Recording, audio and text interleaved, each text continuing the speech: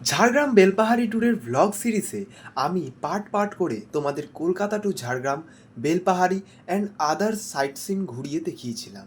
সাথে ছিল road, weather, খাওয়া দাওয়া, কস্টিং, সব কিছুর ইনফরমেশন। যারা ঝাড়গ্রাম বেলপাহাড়ির লাস্ট পার্টগুলো দেখোনি অবশ্যই দেখে এসো, ভালো লাগবে।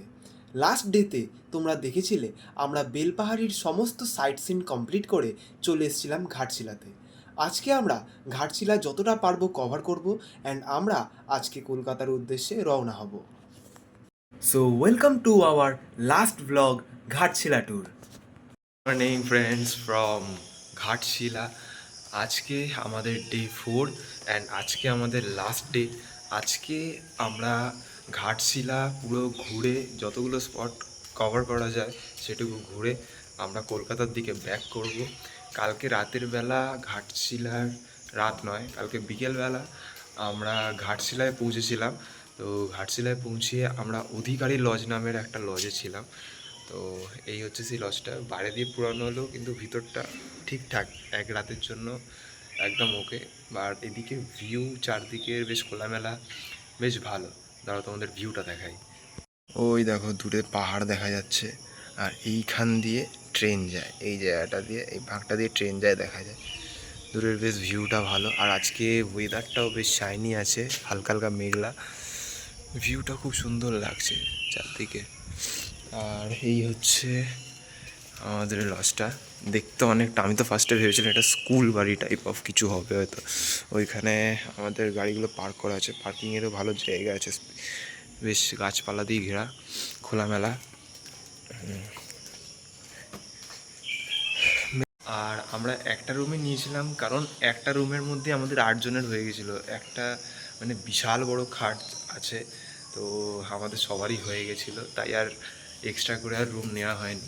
আর যেহেতু এসি ছিল তাই কোনো প্রবলেমও হয়নি। এসি, ফল সিলিং করা, সব কিছুই বেশ ভালো ছিল। রুমটা 1250 টাকা নিয়েছিল, আর খাট বড় থাকার জন্য ভালোভাবে শোয়াও গেছিলো। তো এখন বাজে হচ্ছে সকাল 6:30। তো আমরা এখন সবাই রেডি হয়ে নিচ্ছি, খুব তাড়াতাড়ি আজকে উঠেছি। আর কালকে রাতেও খুব তাড়াতাড়ি শুয়েছিলাম, কারণ প্ল্যান করেছি যে সকাল সকাল বেরোতে পারলে অনেকটা জায়গা কভার করে, মানে ঘোরা হয়ে যাবে, যে কটা স্পট আছে দেখার মতো। এখানে অনেক রকমই ঘোরার জায়গা আছে, নর্থের দিকে আছে, ইস্টের দিকে আছে, ইস্ট ঘাটশিলা, নর্থ ঘাটশিলা। তো যেটুকু কভার করা যায় আর কি একদিনের মধ্যে, সেটুকু আমরা কভার করার ট্রাই করব। তো দেখা যাক, তোমাদেরও ঘোরাবো। তো চলো তাড়াতাড়ি রেডি হয়ে বেরোনো যাক। সো আমরা হয়ে গেছি ফুল রেডি, অ্যান্ড সব কিছু প্যাক আপ হয়ে গেছে, গাড়ি লোড হয়ে গেছে। এবার আমরা বেরিয়ে পড়বো, হোটেল ছেড়ে দেবো। তো ফার্স্টেই আমরা যাব রঙ্কিনী মায়ের মন্দিরে, সকাল সকাল মন্দিরটা দর্শন করে নিই। চলো। সকালবেলা আমরা হোটেলেই ব্রেকফাস্টটা আনিয়ে নিয়েছিলাম। রুমেই ব্রেকফাস্টটা সেরে সব লোড করে হোটেল ছেড়ে বেরিয়ে পড়লাম সাইট সিনে। ঘাটশিলাতে দুটো রঙ্কিনী মায়ের মন্দির আছে। আমরা যেটায় যাচ্ছি সেটা স্টেশন থেকে 10 মিনিটের ডিস্টেন্সে, আর একটা যেটা আছে সেটা স্টেশন থেকে অনেকটা দূরে।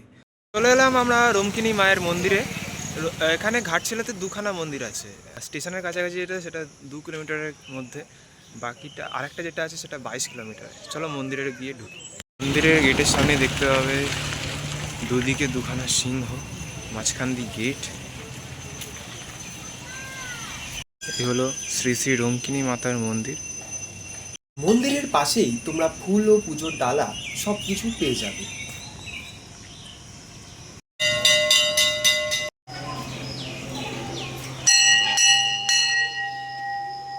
ধলভূম রাজবংশের রাজা জগন্নাথ ধল প্রথমে গালুডিতে এই মন্দিরটি নির্মাণ করেন।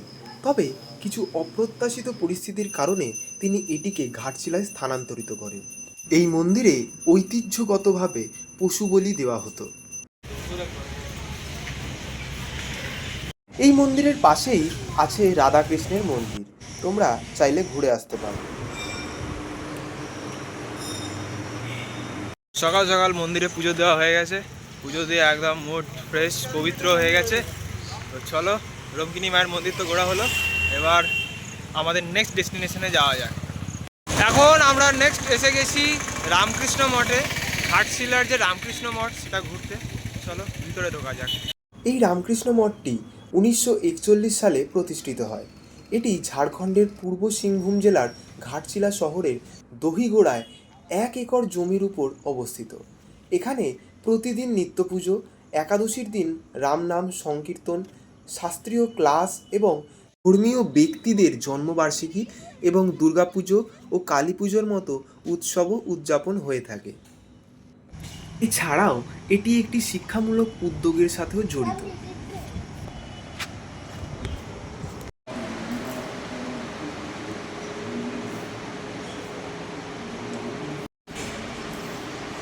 মাঠের ভিতরেই বাগানের মধ্যে অনেক সুন্দর সুন্দর ফুল গাছ রয়েছে, ফুল গাছ, তারপরে বাহারি পাতার গাছও রয়েছে। খুব সুন্দর লাগছে দেখতে বাগানটাকে। পিছনে তোমরা যেটা দেখছো কৃপালয়, এখানে মানে স্বাস্থ্য পরীক্ষা এইসব করা হয়, মানে বলতে পারো সেবা কেন্দ্র বলতে পারো। এটা হোটেল নয়, এখানে মানুষের সেবা করা হয়। আর পিছন দিকে তোমরা দেখলেই রামকৃষ্ণ দেবের একটা মন্দির, চারদিকে বেশ পরিবেশটা একদম শান্তিপূর্ণ অ্যান্ড মানে ভালো লাগবে, একদম চুপচাপ সকালবেলা ভালো লাগলো। চলো এবার নেক্সট যাই, নেক্সট আমরা যাবো হচ্ছে বিভূতিভূষণ বন্দ্যোপাধ্যায়ের বাড়িতে। চলো। রামকৃষ্ণ মিশন থেকে বেরিয়ে ওই পথেই কিছুটা গিয়ে একটা রাস্তা মেন রোড থেকে নেমে যাচ্ছে। ওখান দিয়ে সোজা গেলেই তোমরা গৌরীকুঞ্জতে পৌঁছে যাবে। তো এসে গেছি এখন আমরা গৌরীকুঞ্জতে। রামকৃষ্ণ মঠ থেকে গৌরীকুঞ্জ বেশি দূর নয়, একটুখানি এলেই তোমাদের বাঁদিকে রাস্তা দিয়ে নেমে যেতে হবে। তো এসে গেছি, এই যে গৌরীকুঞ্জ।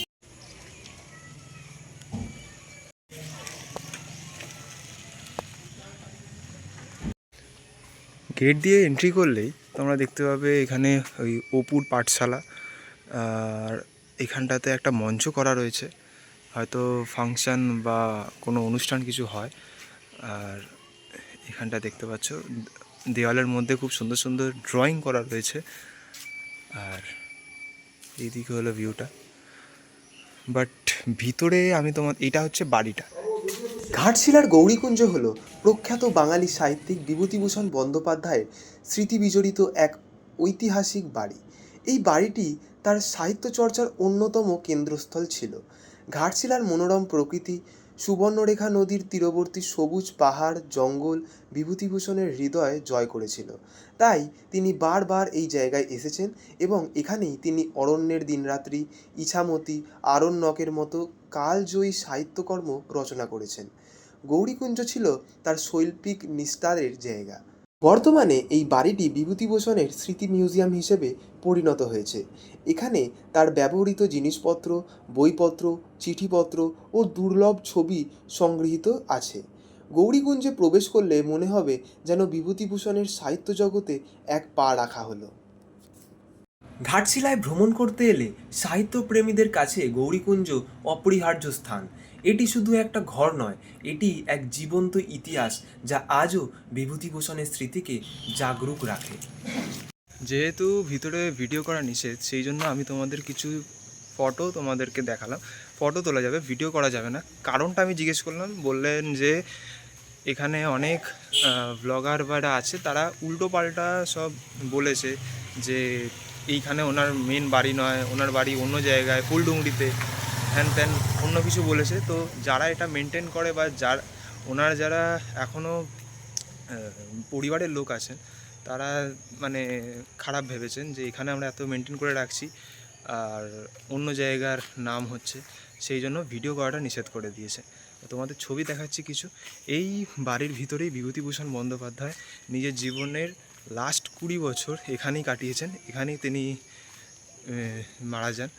আর এখান দিকেই তিনি পথের পাঁচালী, চাঁদের পাহাড়, এইসব নানান ধরনের প্রচুর উপন্যাস এখান থেকেই তিনি লিখেছিলেন। এই যে এই অবশিষ্ট যে গাছটা দেখছো, যেটা এখন মারা গেছে, এটা দাদা বিভূতিভূষণের আম খাওয়ার জন্য তার ভাই নুট বিহারী এই আম গাছটি লাগিয়েছিলেন। এই যে সাইডে লেখা আছে। গৌরীকুঞ্জ ঘুরে আমরা যাচ্ছি কপার লিমিটেডের দিকে।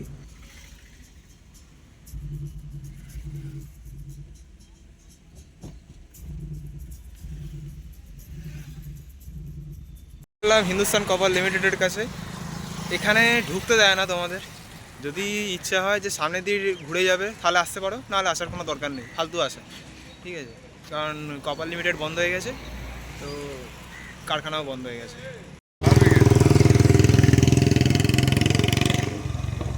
কপার লিমিটেডের পাশ দিয়েই যে রাস্তা চলে যাচ্ছে সেই রাস্তা ধরে কিছুটা পথ গিয়ে তারপর লাল মাটির রাস্তা ধরে আমরা চলেছি সুবর্ণরেখা নদীর দিকে, বা যেটাকে রাতমোহনা বলা হয়।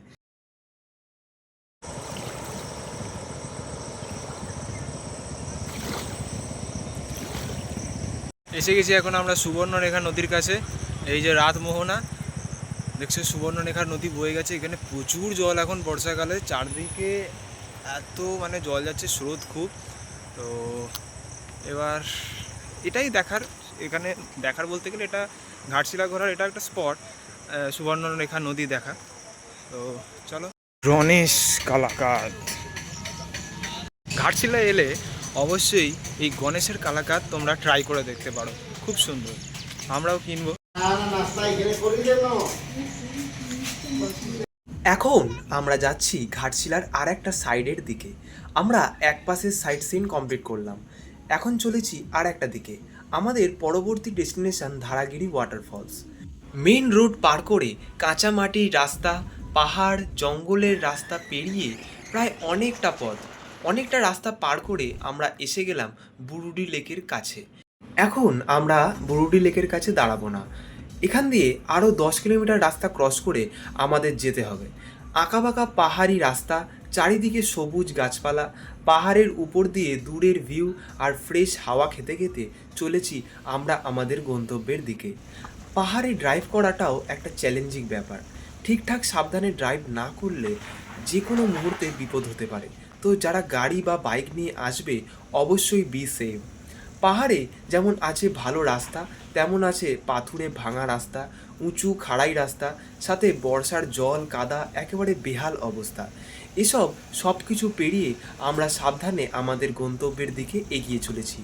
যেতে যেতে রাস্তায় পড়ছে এক একটা ছোট ছোট গ্রাম, দেখছি সেখানের মানুষজন, গাছপালা, এসব দেখতে দেখতে পৌঁছে গেলাম আমাদের ডেস্টিনেশনে। এখানের ভিউটা জাস্ট দেখো, অসাধারণ দেখতে লাগছে। চারদিকে পাহাড় গাছপালার ঘেরা একটা জায়গা, খুব সুন্দর লাগছে। তো চলেছি আমরা ধারাগিরি ওয়াটারফলসের দিকে। প্রায় 10 মিনিট বলছে ট্রেক করে যেতে হবে। আর আমাদেরকে রাস্তা দেখিয়ে নিয়ে যাচ্ছে এই বাচ্চা মেয়েটা। তো রাস্তাঘাট এখন অবধি ঠিক আছে, পরে জানি না। ভিউটা কিন্তু দারুণ দেখতে লাগছে।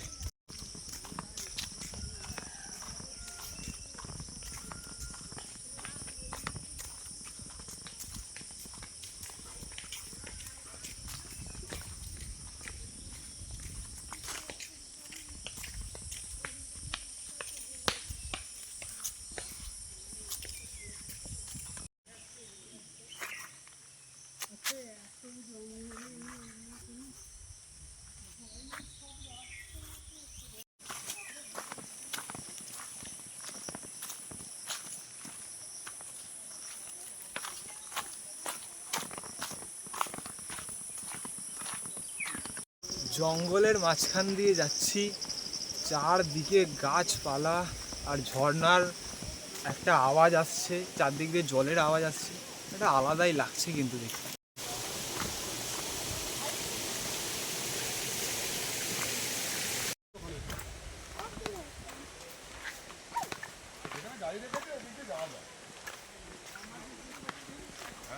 না না, ওখানে গাড়ি নেই, এখানে মেইন রোড আছে বলছি।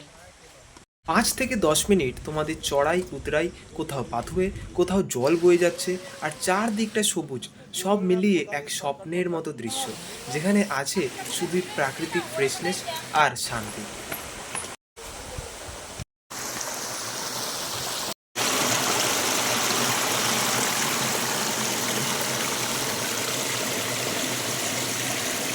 অসাধারণ সুন্দর লাগছে এই জায়গাটা, জাস্ট ভিউটা দেখো।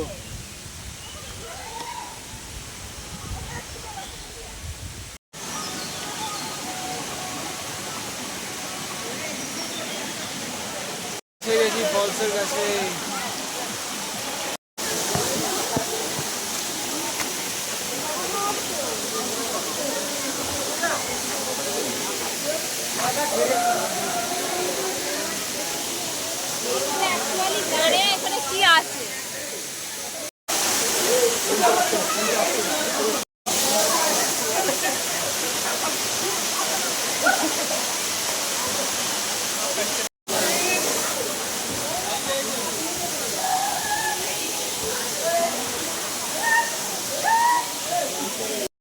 ভোরের আকাশটা পুরোটাই সবুজ গাছপালায় ঘেরা, সূর্যের আলো পৌঁছাতেও একটু দ্বিধাবোধ করছে, আর সামনে অপরূপ সুন্দর এক ঝর্ণা।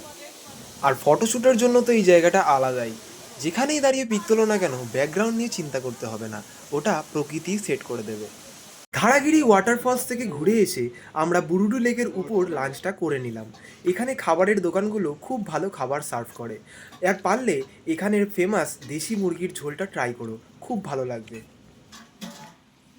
ধারাগিরি ওয়াটারফল দেখে আমরা এখন চলে এসেছি বুরুডি লেকের কাছে। বুরুডি লেকের দুপাশেই মানে ড্যামটার দুপাশেই তোমরা অনেক খাবারের জায়গা পেয়ে যাবে, সেখানে তোমরা লাঞ্চ করে নিতে পারো। এখানে খাবার দাবার সত্যি খুব সুন্দর, ঘরোয়া খাবার খুব ভালো। তো আমরা খেয়ে নিলাম, খেয়ে এবার আমরা যাব বাড়ির উদ্দেশ্যে। তো চলো কিছুক্ষণ একটুখানি বুরুডি লেকের টাইম কাটি, তারপরে বেরোবো আমরা।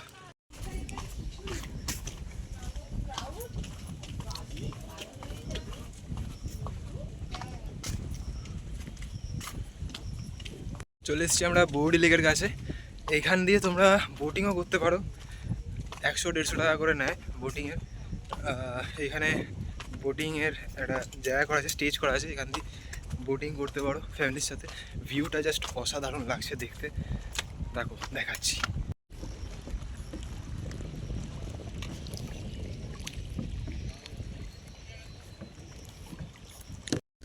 সো ফ্রেন্ডস, আমাদের ঝাড়গ্রাম, বেলপাহাড়ি, ঘাটশিলার ব্লগ অ্যান্ড ঘোরা সব কিছু শেষ। আমরা এখান দিয়ে যাব কলকাতার উদ্দেশ্যে। এমনিতেই লেট হয়ে গেছে, এবার আমরা আর কিছুক্ষণের মধ্যেই বেরিয়ে পড়ব।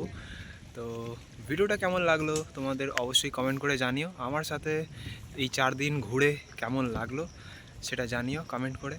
ভালো লাগলে ভিডিওটা একটা লাইক করো, বন্ধুদের মধ্যে শেয়ার করো, আর চ্যানেলে নতুন থাকলে চ্যানেলটাকে অবশ্যই সাবস্ক্রাইব করে রাখো, আরও যাতে এরকম নতুন ঘোরার ভিডিও দেখতে চাও অ্যান্ড সব রকম ইনফরমেশান পেতে চাও। চলো ফিরছি নতুন ভিডিও নিয়ে, আজকের জন্য গুড বাই। পাহাড়, ঝর্ণা, জঙ্গল, প্রাকৃতিক সৌন্দর্য সব কিছুকে পিছনে ফেলে আবারও ফিরতে হচ্ছে শহরের বুকে। ইচ্ছে না হলেও যেতে তো হবেই, কিছু করার নেই, এটাই আমাদের নিয়ম। তো যাই হোক, আমাদের তো ঘুরে বেশ ভালো লাগলো। তোমাদের আমাদের সাথে ঘুরে কেমন লাগলো সেটা জানিও কমেন্টে। আর আশা করছি খুব তাড়াতাড়ি আবারও নতুন ব্লগ নিয়ে আসবো তোমাদের কাছে। এই আশা নিয়েই আজকের ব্লগটা এখানেই এন্ড করলাম। Tata, good bye.